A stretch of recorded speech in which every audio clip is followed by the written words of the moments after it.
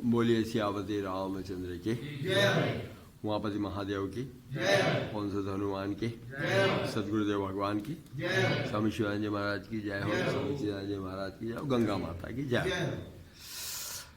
अब भाइयों, आप लोगों से एक विचार विमर्श किया जाए कि अपने देश में, भारतवर्ष में आप लोगों को, मतलब मनुष्यों को, मतलब इंसानों को, मतलब 4 कैटेगराइज्ड रखा गया है। 4 कैटेगरी।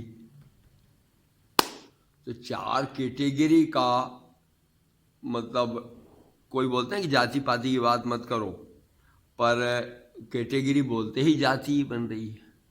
उस शब्द से तो पीछा नहीं छूट सकता। मतलब जाति मतलब आपकी एक कैटेगरी बन रही है, एक जाति बन रही है। तो वो 4 जातियां आप भारतवर्ष में हो तो 4 जातियों में से एक जाति में हो ही हो, परंतु यहाँ पर ये विदेशी लोग जो हैं, विदेशी लोग या मुसलमान लोग भी मीन में करते हैं कि तुम हिंदुओं में जाति है। पर मैं इन लोगों से कहना चाहूँगा कि मुझे आज तक, मतलब ऐसा कोई प्राणी, ऐसा कोई वर्ग, ऐसा कोई जीव मेरे नज़र में नहीं आया जिसमें मतलब जातियां, क्लासिफिकेशन, कैटेगराइजेशन न हो।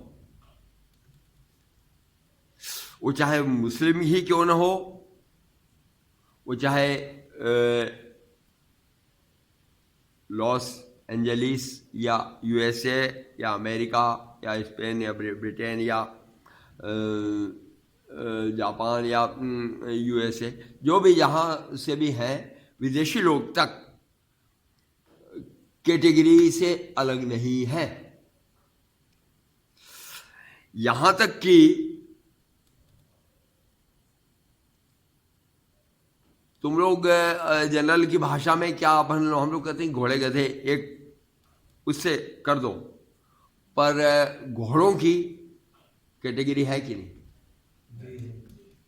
तगड़ी कैटेगरी है प्रभु, तगड़ी कैटेगरी। बड़े बड़े राजा महाराजा लोग विशेष प्रकार के घोड़े खरीदते थे।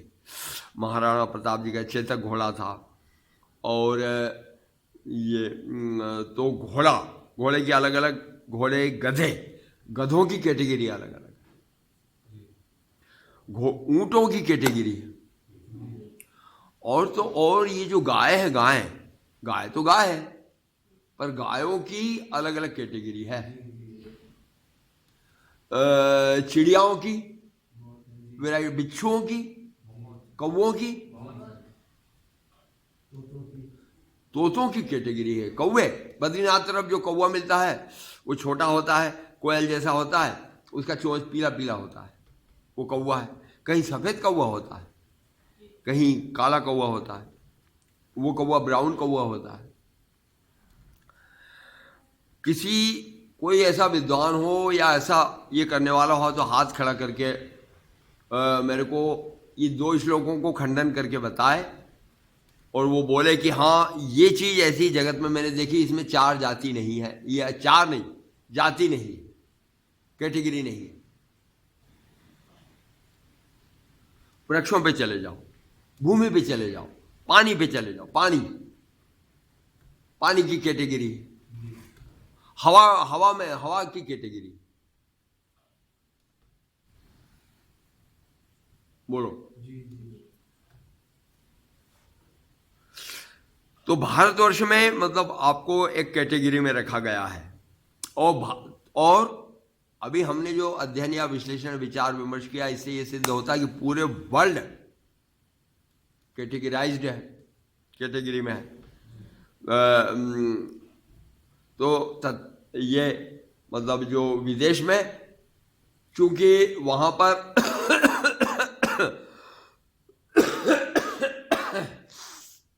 आपके यहाँ जाति नाम के आधार पे बोली गई है, परंतु विदेश में जो जाति है वो जाति बनती है क्योंकि वो विदेश का सारा ही अध्ययन शिक्षण इकोनॉमी बेस्ड होता है, तो वहां जाति बनती है इकोनॉमी बेस पर, या फिर प्रोविंशियल बेस पे बनती है वहां पर जाति। निग्रो में, अफ्रीकन्स में, इनमें जातियां हैं प्रभु। आदिवासियों में लंगोटी वाले हैं, जातियां हैं उनमें। डॉग्स है ना, डॉग मतलब I am not calling anybody, but जो डॉग्स होते हैं, कुत्तों को क्या सब एक भाव खरीदते हो आप लोग? रावत जी, मतलब कुत्तों की कीमत कैसी कैसी है मालूम किया? 5,000 10,000 से सर वो उनके नाम है। एक तो तुम्हारा गढ़वाल में भोटिया, एक तो अपने यहाँ तो जो है सड़क छाप भोटिया, और sir German shepherd, German shepherd, Doberman, Doberman, Labrador, Labrador, boxer. Boxer लो, बॉक्सर तो बहुत डेंजरस होता है, तो इंसान को खा जाए। एल्सेशियन, एल्सेशियन कौन सा जी, उसका इतना कल्ला होता है बॉक्सर का। लो बताइए कैटेगरी, बंदरों में कैटेगरी। जी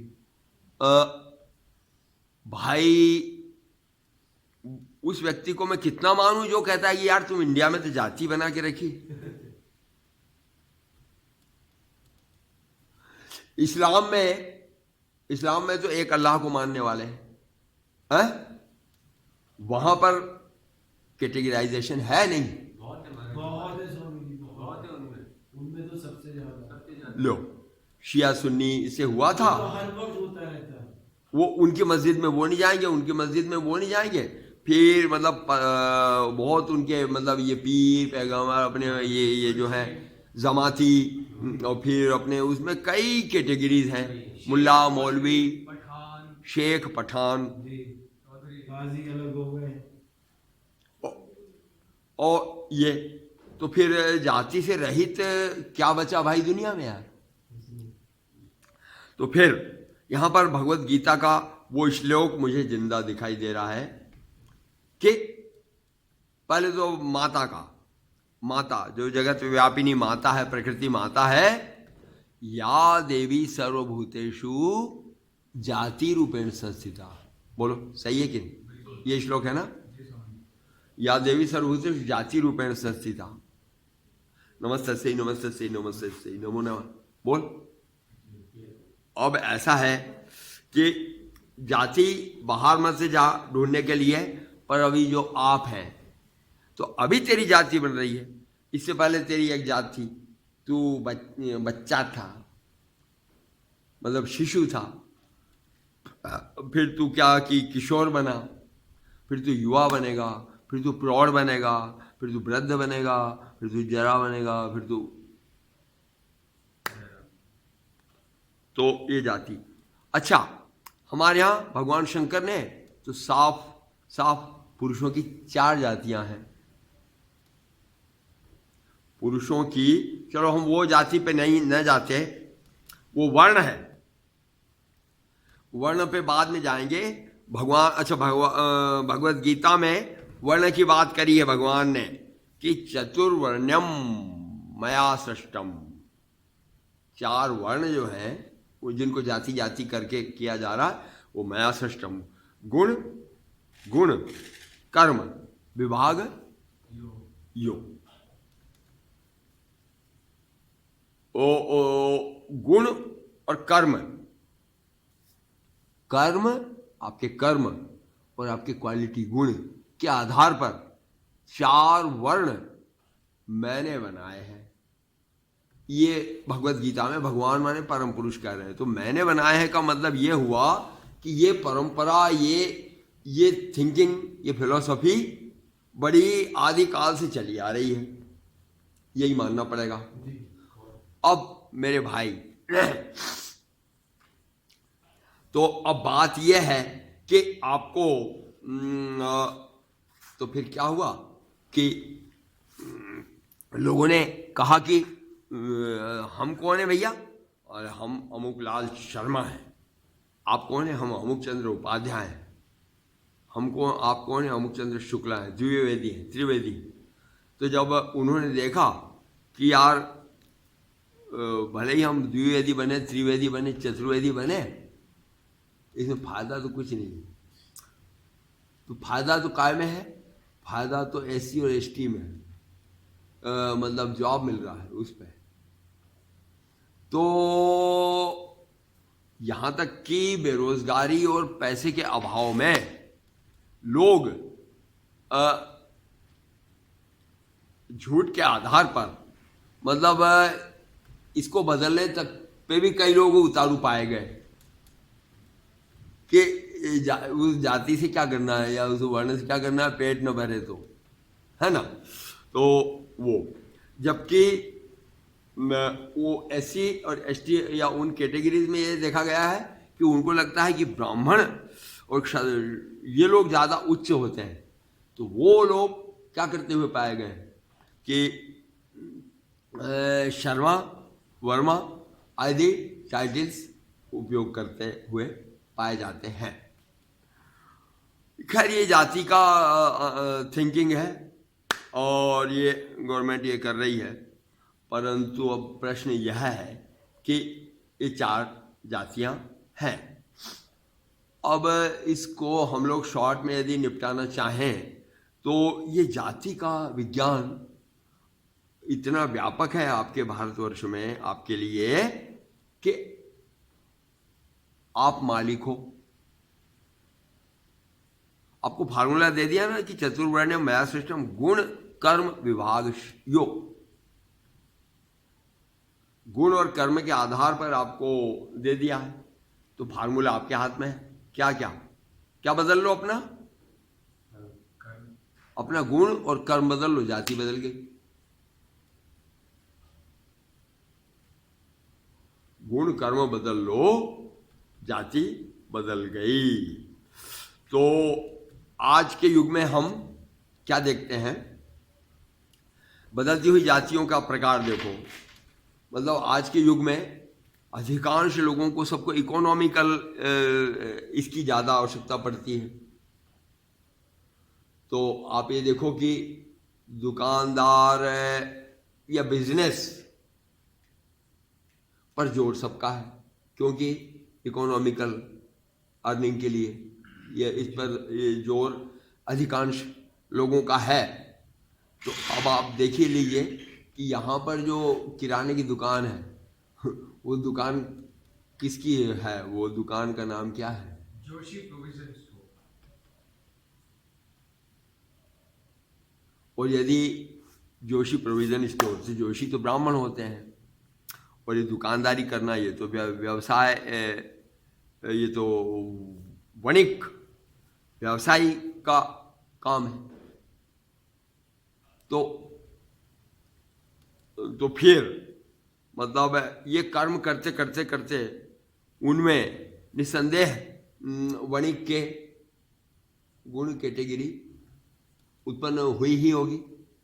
या अब उनको बोलो कि कथा कर लो, या सत्यनारायण कथा कर लो, या गंगा में 3 बार स्नान कर लो, जप करो, तिलक लगाओ, है वो उनमें अब संभव नहीं, क्योंकि उन्होंने अपना गुण और कर्म विभाग बदल लिया। तो वो परिवर्तित हो गए थे ब्राह्मण, उन्होंने अपनी जाति बदली, और या कालांतर में जो उनके यहाँ जो संतति संतान होगी, उनका मतलब माइंड जो है वो व्यावसायिक आधार पे होगा।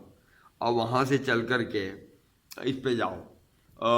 आजकल अधिकांश बच्चे लोग, जिसके भाग्य में होता है, पढ़ लिख करके ये हो जाता है, कोई आर्मी में चले जाते हैं। तो आर्मी में जो जाते हैं, तो ये आर्मी क्या काम है प्रभु? ये युद्ध करना, रक्षा करना, ये किसका काम है? ये कौन सी जाति का काम है? क्षत्रिय का। और वहाँ तो कई ब्राह्मण, कई शर्मा जी, कई द्विवेदी, त्रिवेदी, सारे वहाँ क्षत्रिय बन रहे हैं। बोलो, तो इस तरह से वो जाति है। ठीक, तो आपके हाथ में मतलब जाति बदलना। एक वो जो अपना दोस्त यहाँ पे आया है वो कंप्यूटर जानता है, एडिटिंग जानता वगैरह है, लेकिन वो काम कौन सा, व्यवसाय कौन सा पसंद कर रहे हैं? मसाज, दूसरों के शरीरों को मसाज करना। तो इससे मतलब क्या होगा? मसाज करने से मतलब एक वर्ण, एक कैटेगरी बदल रही। सिर की मसाज करेंगे, फिर बाल बाल कुछ शेव भी कर देंगे, तो इससे क्या है कि एक ये बन रही है। तो आप जो है आपके हाथ में है जाति को बदल लेना और जाति के अनुसार ये करना। अब ये है कि भक्त रैदास, भक्त कबीरदास जी या वाल्मीकि जी ही, अगर ये लोग, ये वर्ग जिसे हरिजन शेड्यूल कास्ट माना गया है, वो उस पर दावा करते हैं कि ये हमारे भगवान हैं। इस कारण से ये तीन वर्ग जो हैं थोड़े पिछड़ते हैं उनको प्रणाम करने जाने में। अन्यथा तो सारे लोग जानते हैं कि तुलसीदास जी से भी कई गुना श्रेष्ठ वाल्मीकि जी ने रामायण लिखा है, वो प्रणाम करने योग्य है। और आप लोग सब चाहते हो हृदय से कि वो बहुत बड़े ऋषि हैं और अगस्त ऋषि के मतलब भ्राता है या किसी ऋषि के भ्राता हैं, तो उनको प्रणाम करने योग्य हैं। पर इन लोगों ने अपनी श्रेणी को, अपनी जाति को श्रेष्ठ बताने के लिए इस तरह से किया है, तो वो बड़ा मानने के लिए ऐसा करते हैं। अब तो वाल्मीकि जी, अन्यथा वाल्मीकि जी तो कर्मों से वाल्मीकि जी पहले क्या थे? दस्यु थे। दस्यु रत्नाकर उनका नाम था पहले, नहीं? और पहले उनका नाम दस्यु रत्नाकर था। फिर नारद जी ने दीक्षा दी, राम राम बोल करके, राम राम बोल करके तप लीन हो गए। तो क्या बन गए वो? ब्राह्मणों के भी, द्विजों के भी और ऋषि मुनियों मनीषियों के भी श्रेष्ठ हो गए। तो चतुर्वर्ण्यम मया सृष्टम गुण कर्म विभाग यो। अब तो गुण और कर्म के आधार पर आप अपनी जाति बदल लो। जब जिसको एक काम करें कि एक ब्राह्मण है या शर्मा जी हैं या त्रिवेदी या चतुर्वेदी है, घर में ही मतलब दारू आएगी, घर में ही रोज मुर्गा आएगा और घर में ही रोज मुर्गा कटेगा और खाया जाएगा और गाली गलौज और मार धाड़ का ये वातावरण बनेगा, तो क्या वो चतुर्वेदी जी बचे रहेंगे? नाम मात्र से चतुर्वेदी जी रहेंगे, लेकिन जब भी कोई ब्राह्मणों का जो सम्मेलन होगा या सभा होगी, वहाँ चतुर्वेदी जी का स्थान रहेगा? नहीं। तो एक काम करें आप लोग कि ये भारतीय सनातन धर्म का एक विशेष वरदान समझते हुए कि जातियां आपके हाथ में है। आप ये मत समझो कि जिस जाति में पैदा हुए हम यही हैं और यही रहेंगे। रावण तो ऋषि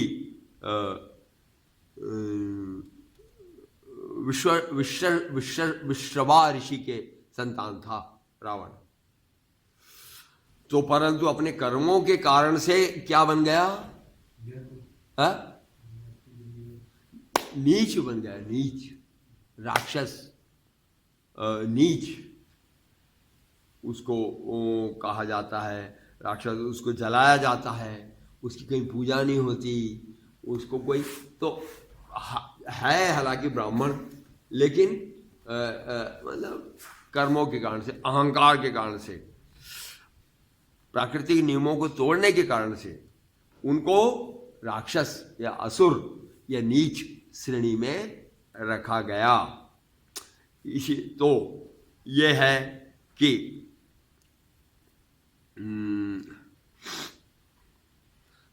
राजा दशरथ के कुल में और जितनी जातियां, यूं भी जैसे कि सूत जी ने कहा और शौनक जी ने सुना, जितने पुराण हैं आपके 18 पुराण हैं, सूत जी ने तो शौनक आदि 88,000 ऋषियों ने सूत जी से प्रश्न किया, इस सूत क्या है? सूत, कर्ण को भी सूत पुत्र बोला जाता था ना, तो उसे बड़ा बुरा लगता था कि सूत पुत्र शब्द से, तो सूत का अर्थ होगा कि धोबी, ऐसा कोई, या शूद्र, इससे लिया जाता होगा अर्थ। तो वो कर्ण चाहता नहीं था और कर्ण चाहता नहीं था कि कोई इस नाम से संबोधन करे उनको, परंतु सूत पुत्र कहा जाता था कर्ण को। इसी तरह से सूत जी को मतलब 4 जो ऋषि हुए हैं, जैमिनी और अपना एक ही मेरा पुलस्त्य क्रतु भृगु वशिष्ठ, तो जैमिनी और आदि ऋषियों को तो 4 वेदों का ज्ञान दिया वेदव्यास जी ने, लेकिन 5वां जो था वेद, इतिहास एवं पुराण, वो ज्ञान दिया सूत जी के पिताजी को। क्या ऋषि था इनका नाम, उनको यह ज्ञान दिया। तो उस परंपरा से ये ज्ञान मतलब सूत जी पर, तो सूत का अर्थ सूत क्यों पड़ा? क्योंकि इनके पिता किसी अन्य जाति के थे और माता जो थी वो किसी निम्न जाति की थी, ऐसा कुछ हो गया, तो इसलिए उनको सूत कहा जाता है। राजा दशरथ के ही वंश में एक राजा हुआ, तो वो राजा जो है कि गौओं की सेवा करता था। तो क्या हुआ कि एक बार रात्रि को गौओं के घर में बाघ ने प्रवेश कर दिया, तो बाघ घुस गया, तो बाघ ने गायों पर आक्रमण किया। तो राजा ने क्रोध करके अपनी तलवार निकाली और तलवार निकाल करके रात के अंधेरे में बाघ की गर्दन पर सटाक से तलवार मारी। और तो उसका परिणाम क्या निकला? उसका परिणाम ये निकला, जब सुबह उजाले में देखा कि बाघ का तो कान ही कटा हुआ था, पर वो गर्दन से गाय का गर्दन कटा हुआ था। तब उनको जो है अभिशाप क्या दिया गया कि जाओ तुम राक्षस हो जाओ। फिर वे राक्षस होकर के वन वन भटके, खा भी गए 1-2 मनुष्यों को, क्योंकि भूखे रहते थे राक्षस बन के जंगल में, तो 1-2 मनुष्यों को खाया उन्होंने। तो मतलब इससे जाति, कर्म से जाति बदल जाती है, कर्म से जाति कम हो जाती है। तो आप लोग जो भी है, जब भी चाहें तो अपनी जाति बदल सकते हैं। एक राजा था, उसकी एक बहुत पुष्पमती कन्या थी, फूल की तरह बहुत सुंदर कन्या थी। तो उस कन्या पर एक हरिजन जो निम्न जाति वाला, वो उसको देख कर के मोहित हो जाता था। तो मोहित हो जाता था तो वो चाहता था कि ये कन्या कैसे मुझे मिले। जब जब वो हाथी पर निकलती थी तो वो बहुत ये हो जाता था। तो फिर उसने समाचार दिया, किसी के द्वारा समाचार, मंत्रियों ने शिकायत कर दी कि वो एक शूद्र है और वो ऐसा कर रहा। राजा ने कहा बुलाओ उसको। तो वो गया, तो सबने सोचा कि इसको मृत्युदंड मिलेगा। तो उससे पूछा क्या बात है? बोले बात क्या है, आप मृत्युदंड दो चाहे जो दो, ये कन्या मेरे को बहुत अच्छी लगती। तो मैं अपनी हैसियत और जाति इतनी कमजोर है कि मैं बात भी नहीं कर सकता कि ऐसा हो सकता है क्या, परंतु सच्चाई तो यह है। राजा ने कहा कि इसको फांसी पे दो, लटकाओ। कन्या वहीं खड़ी थी, कन्या ने कहा कि नहीं महाराज जी, इसका न्याय मैं करूँगी। तो कन्या ने कहा कि ठीक है, मैं आपके को समर्पित हो जाऊंगी, आपको थोड़ा सा एक कष्ट करना पड़ेगा। क्या कष्ट करना पड़ेगा? वहाँ पे माता का मंदिर है और वहाँ पर आप सुबह से लेकर के शाम तक जो है माता का ये मंत्र जाप करो और ऐसा करके आप 40 दिन कर लो बस। बोले इतना सा काम क्या है, तुम मेरे को बोलो, मैं तो अगर आप मिल रही हो तो मैं तो जान दे दूं, जो कहो जान दे दूंगा। तो वो हो गया प्रारंभ माता का जप करने के लिए। जप करने लगा और प्रभु 1 दिन 2 दिन 10 दिन 20 दिन 25 दिन 30 दिन 40 दिन बीत गए। वो जितना जितना जप करता जाता है उसकी अखंड दृढ़ समाधि लगने लगी।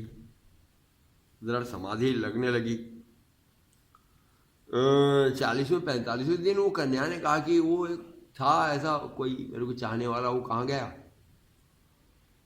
जाओ पता लगाओ। तो पता लगाया तो मालूम पड़ा कि वो तो वहाँ मंदिर में अखंड जप में लीन है।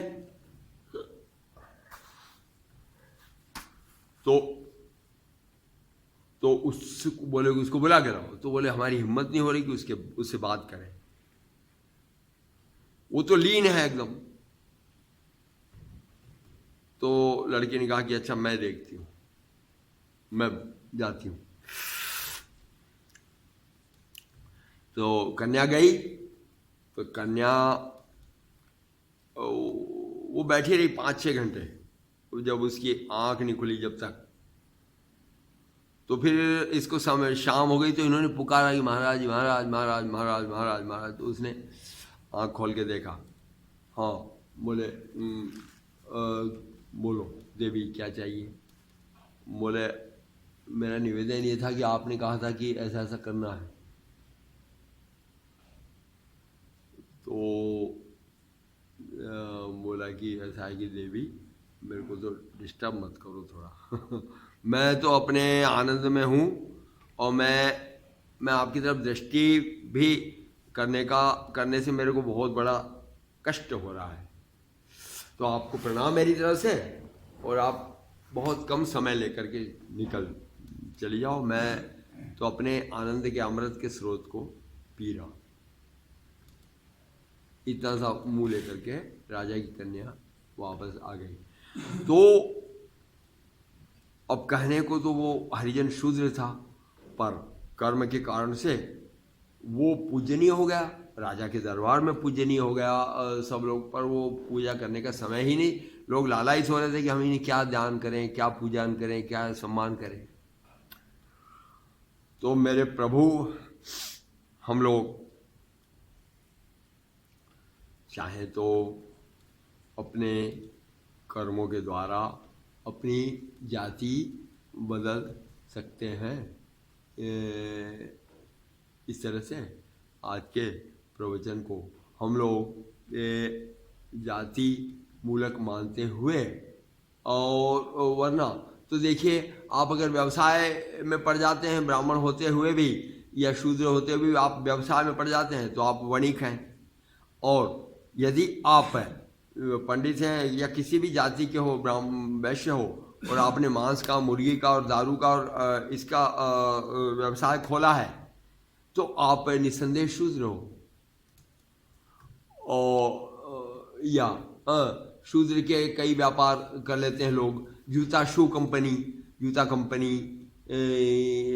लेदर कंपनी, स्लाटर हाउस बने हुए हैं बड़े बड़े क्षत्रियों के और ब्राह्मणों के। तो इनकी गति क्या होगी? तो हम लोग अपने कर्मों पर ध्यान रखते हुए जो जाति अपने को चाहिए वो जाति हम प्राप्त करने की चेष्टा कर रहे हैं। बोलो सियापति रामचंद्र की।